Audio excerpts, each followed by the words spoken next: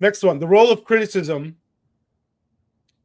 Karl Popper explains epistemology like this. Evolution of knowledge is this way: guesses and criticisms.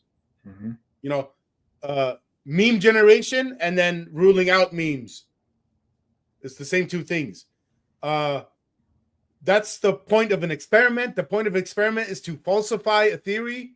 Falsification is, the concept that you can even falsify something.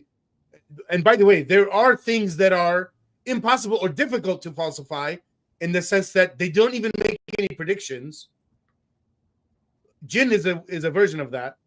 Yeah. Jinn or demons, they don't make any specific predictions that you can rule out, so they're not falsifiable. Now, what does that mean we should do? It doesn't mean that science can't apply to it. It means science already applied to it and it's wrong.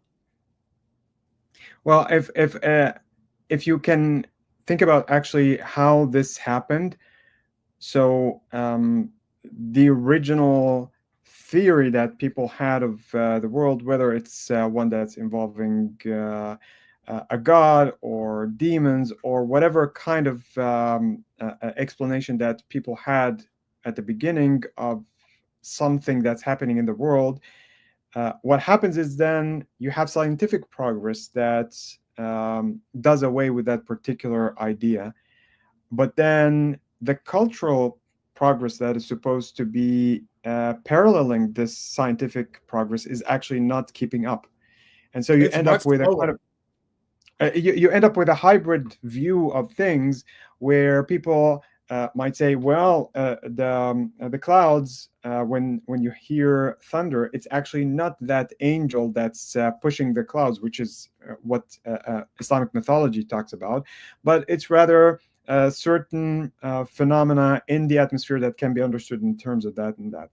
But at the same time, the person who understands exactly how the scientific explanation works for this particular phenomenon would say, well, that doesn't prevent an angel from being there.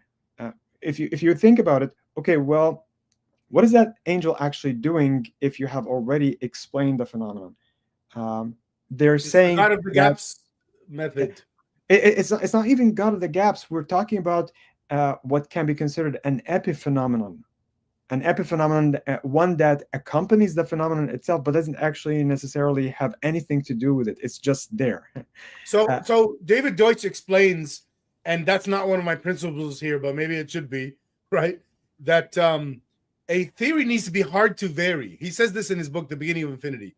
It needs to be hard to vary rather than easy to vary. And this thing you're saying, it's very easy to vary. You could change it to 1,000 other things and it won't break the theory.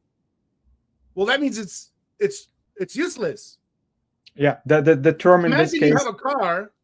Imagine you have a car, or imagine you buy some piece of furniture in a kit form, and then you build it, and at the end there's 50 parts you didn't put in there. And if you say, well, it's probably not needed, they weren't, or if you say the other way around, it was needed, and dude, you just made a dangerous thing. You better take it all apart and start over.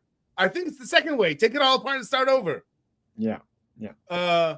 If the theory is robust, it should be once you're able to arrive at a theory that is stable enough, it should be robust, and that's the stability that would be expected from a theory that can survive.